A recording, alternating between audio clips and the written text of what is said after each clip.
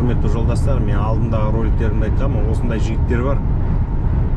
Кәдімгі фура ғой мына алдымызда келе жатқан. Бірақ артына погрузчигін жегіп алған. Погрузчигін жегіп алған, осы погрузчикпен өзі түсіреді. Баратын жеріне барады да, мынаны түсіріп алып, жаймен жүгінің бәрін түсіріп, спокойно тасып, жауып, әрі қарай кетеді. Ол үшін төленеді. Ол үшін ақша төленеді.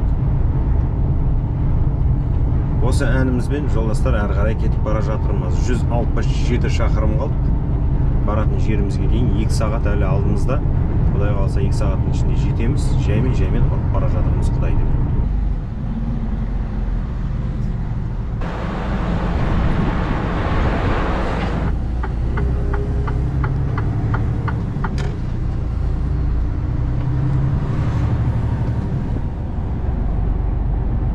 Назначение. Он справа вот от он, вас. ё-моё, но сегодня он закрыт. И где встать?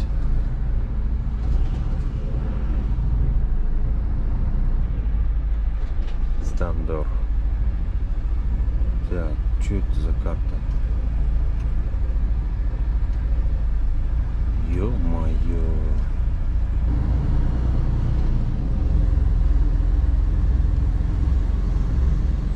Где встать?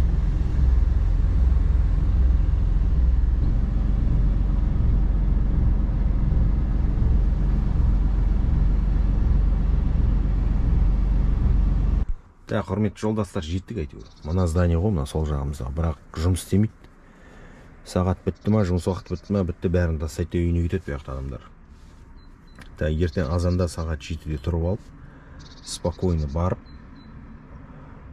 тіркеліп, біз келдік деп. Не қылу керек? Жүгімізді тапсыруымыз керек біз. Сол, пока мына жолдас жігіттің артына тұрып, осы яқтың жігіт шығар. Күтеміз. Анау жігіттер тұр, демалып, но ол жерге кіруге ана жерден болмайды шығар деп ойлаймын. Сондықтан да көтті қысқан бай болады дейді. Бірақ көтті қыс болмайды, жаз болады дейді. Ортасында минеральный газ болады дейді. Ойын көлкі витамин дейді, сол үшін алып қояйық дейді. Так что солай, жолдастар. Айтпақшы, мына осы комплекстің ішінде 44 мекеме бар. Сол 44 мекеменің біреуі бізге керек.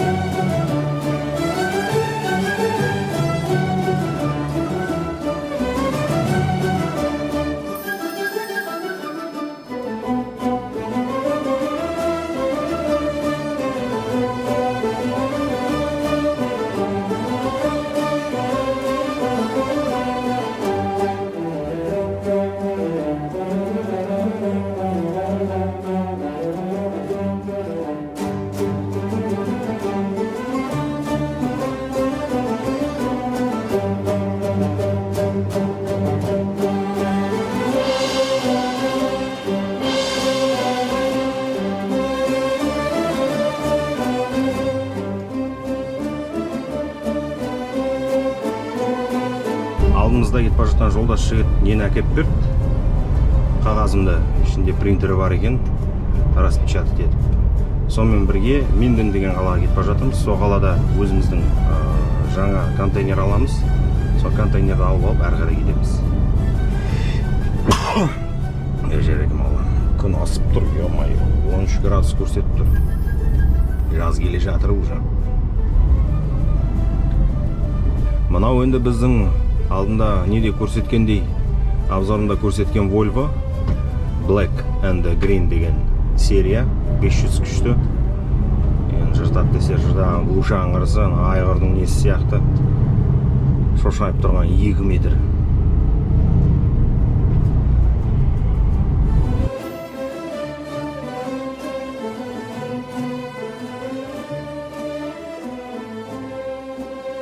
Жолдастар, алдымыздағы жолдасы неміз прям жоқ болып кетті.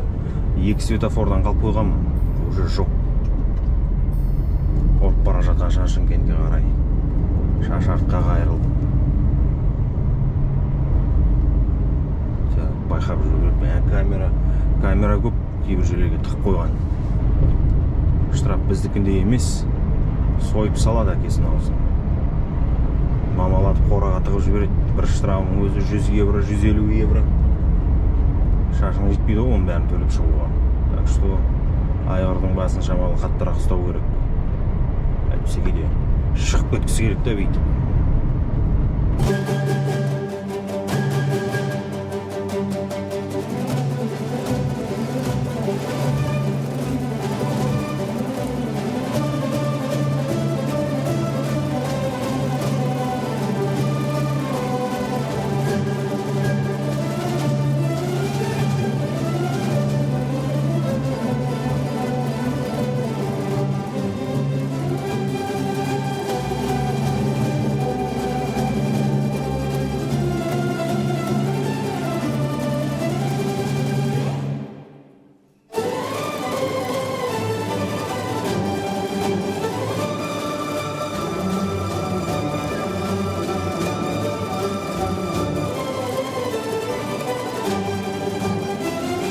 Так, жолдастар, келдік. Анау контейнер погрузчиктегі бала келіп, адам ғой енді.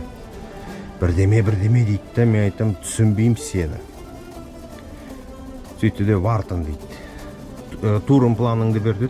Ну, заявканы берді, нөмірді өзінің компьютерына басып, контейнер тауып алып өз жерде. Сосын Вартон дейді. Вартон деген енді күт дегені ғой. Сол күтіп отыр. Аяғымызды қасып, қашан келеді екен деп. Қазір контейнерімізді тиеп алып, құдай қалса әрі қарай кетеміз.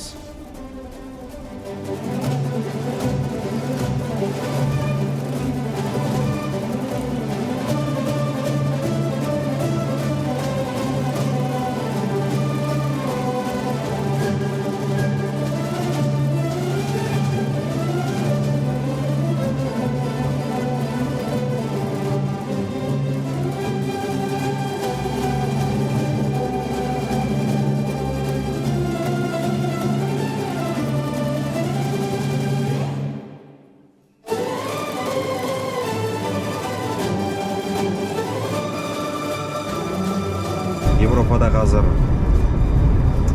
жағдайда қиындап бара жатыр. Қиындағанда Через 200 метров съезжайте. Санкция болғасын, ол санкциялар өздеріне де зиян тиіп жатыр. Санкция болғасын, ол мына қатын қан ішіп болды ғой. Санкцияның әсері мына Европаның халқының өзіне де тиіп жатыр. Біріншіден, Через 300 метров держитесь левой стороны. өйткені қарап отырсақ, газ 2 есе қымбаттап кетті. Көбісі бұл жақта үйдің газбен жылытады. Газбен жылытқасын бұрын примерно 1000 анау Держитесь левой стороны. қан түсті ғой. Бұрын короче айтқанда газдың бағасы 2 есе өсті, светтің бағасы 50%-ке сіңген қаншық суға. Светтің бағасы 50% көбейді. Тағамдар тоже, тамақ азық-түлік тоже қымбаттап кетті. Сондықтан да бәрі қымбаттап жатыр. Өйткені қандай ел болсын, бәріміз бірге взаимосвязанныймыз ғой. Сол Европаның санкциясы Ресейге зиянын келтіріп жатыр. Ресейдің санкциясы бұларға конкретно әсер етіп жатыр. Сондықтан да Германияда барлық нәрсе қымбаттап жатыр. Айлық туралы айтатын болсақ, мен алдында айтып кеткенмін, уже 700-ден басталады да 3000-ға дейін барады, 3000 евроға дейін барады айлық. Біздің ақшамен санағанда енді ол где-то бір 2 миллион теңгенің үстінде ғой. Қазір евроның курсы қанша екенін білмеймін. Шамамен 2,5-3 евроны көбейтсек теңгеге осындай ақша шығады. Оны қанша тапқаныңмен сонша ақша уже жұмсайсың енді. Анауың бар, мынауың бар деген сияқты. Тамағың бар, киімің бар, анда-санда бір жерге шығып келетінің бар, отоплениең бар, коммунальный услугың бар, сонымен ақ кетеді осы ақшаның барлығы. Егер сен осы Европада жұмыс істеп, сол Қазақстанда, Өзбекстанда, Қырғызстанда тұратын болсаң, ол действительно бешеный ақша болып көрінеді бізге. Бізде деген бензині арзан, қанша, Қазақстанда қанша екен білмеймін, 300 теңге шығар енді, плюс-минус 400 болсын шалдашы. Бұяқта 1 литр бензинің теңгемен санағанда почти 2000 теңге, 2000 теңгеден асып кетеді. Күн сайын көтеріліп жатыр, күн сайын ашытқан қамыр ұқсап көтеріліп келе жатыр бағаның барлығы. Әрі қарай не болатынын көреміз. Лично бізге, осы СНГ-ден шыққан жігіттерге ол, конечно, жақсы. Евроның көтерілгені, басқа несі, айлыққа келіп, айлық санаған кезде уже шамалы басқа ақша шығып тұрады. Вот солай, жолдастар. Так, кеттік, контейнерімізді алып, тиеп алып, шашымыз артқа қайырылып, тіліміз салақтап, оңға қарай ұрып бара жатырмыз. Так, 208 шақырым қалды, 2 сағат 48 минут дейді. Бізде тахограф бойынша 2 сағат 33 минут қана қалды жұмыс уақыты. Тоқтап тұрып алдымызда 30 минут тоқтауымыз керек, біз шамалы демалу керек тахограф бойынша. 30 минут тоқтап, тамағымызды жеп алып, әрі қарай жылжимыз.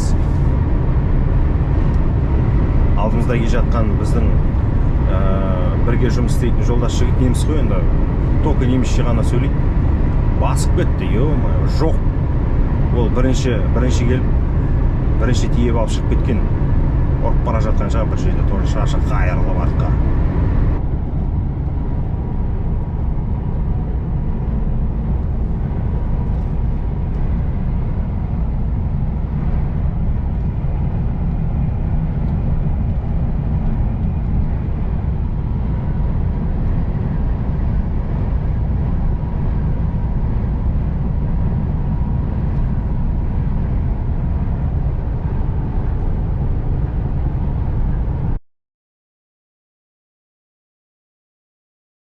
Азаммен жұмысты бүгін мына Гамбург қаласында портта боламыз.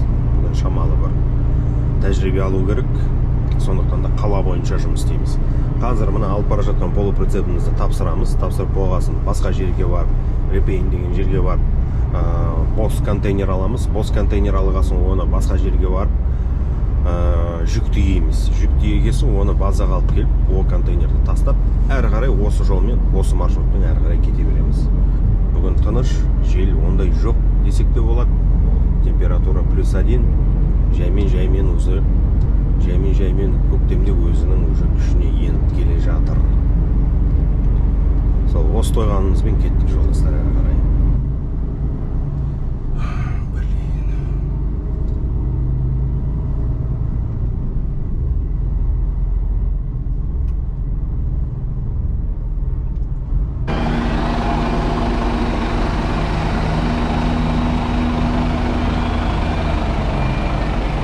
Құдай деп әйтеуір зорға дегенде контейнерімізді тиеп алып шығып бара жатырмыз. Сағат 8-де жүк тиеуіміз керек еді, оған уже кешігіп қалдық. Не істейсің енді? Бірінші рет болғасын енді бәрі шамалы қиындау келеді. Тіл білмегесің, адамдармен қалай сөйлесетініңді білмейсің. Ана компьютерің немісше бәрі. Оны ағылшын тіліне аударып, әйтеуір ағылшын тілінен шамалы білем. Ағылшын тілі бойынша, короче говоря, бәрін бітіріп шығып бара жатырмыз. 47 шақырым қалды, жүгімізді алатын жерге дейін. 8-де осы тұрғанда қазір басталу керек еді. Енді кештіктік, енді 1 сағаттан кейін Құдай қаласа жетеміз. Жетіп әйтеуір жүгімізді алып кері қайтамыз. Бұның бәрі тәжірибе ғой жолдастар. Бұның бәрі тәжірибе. Қиын енді, бірақ қимылдамасаң енді болмайды ғой. Көтеніңді жалпы отыра берсең бір жерде ештеме де шықпайды. қойшы құрсын, кеттік енді әрі қарай.